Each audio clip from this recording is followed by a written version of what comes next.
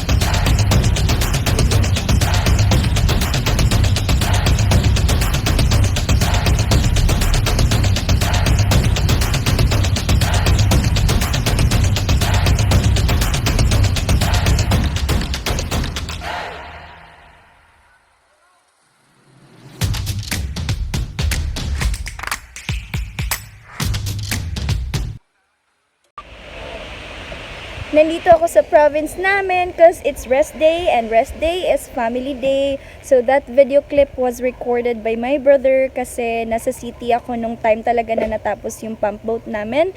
So that's January 8, 2021. So thank you so much bro for doing that, and I just want to thank everyone din na tumulong kay Papa sa pagbaba ng pump boat kasi sobrang hirap talaga niyang ibaba guys kasi napakabigat ng pump boat talaga. So currently with God's grace, meron na po kaming 5 pump boat ngayon dito. Yung iba na benta na kasi, so yung nasa amin is 5 talaga na pump boat at saka meron kaming 2 bangka yung ginagamitan ng paddle. So currently we have 7 na ginagamit ni Papa sa pangingisda. Thank you so much Lord for everything. Tapos yung ngayon, yun yung pinakamalaking pump boat na meron kami so far. So nagsimula kami sa pinakamababa, yung walang-wala talaga. Honestly, nung nagsisimula pa lang si Papa na mangisda, nanghihiram lang siya ng bangka.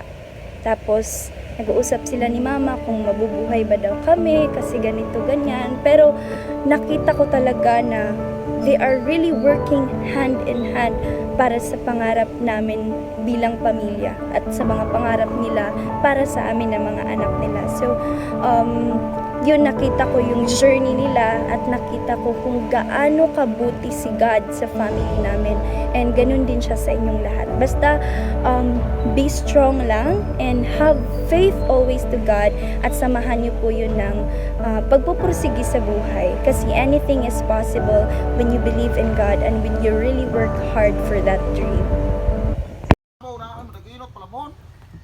So that's my Papa right there.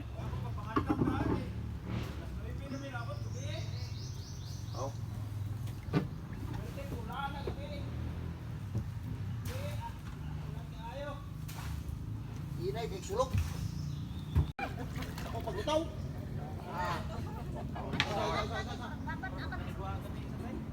Buyong na ni.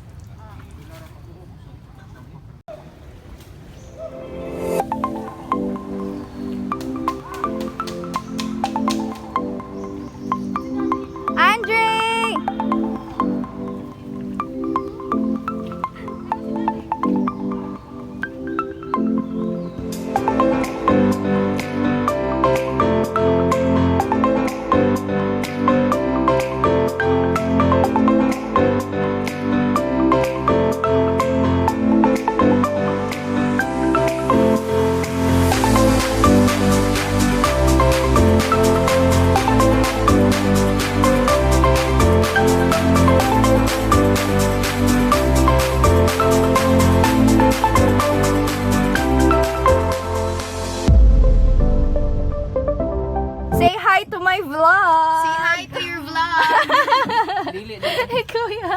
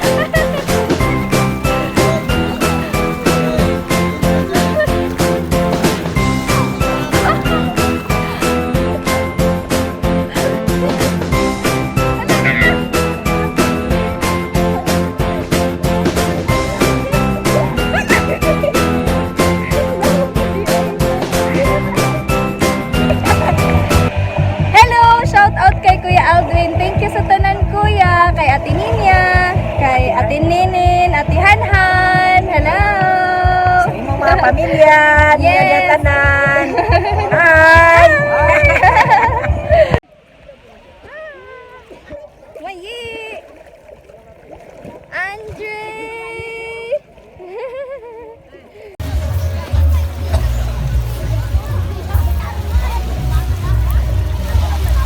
Andre!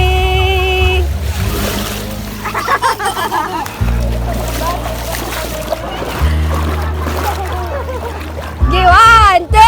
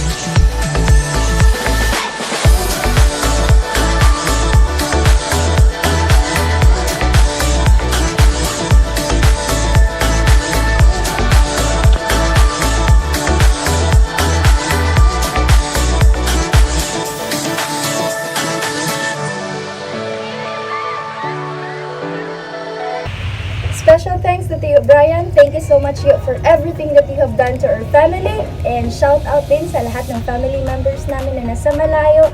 Uncle Nino, Ate Alma and family, Ate Morny, Ma Ellen, Kuya Jomar, Ate Cherelle and family, Ate Lorna and family, and to all our relatives out there, both mother and father's side, Cañete family, Villanueva family, Caminade family, and sa mga kamotes dyan, taga-kamotes dyan, Florentino family, hello!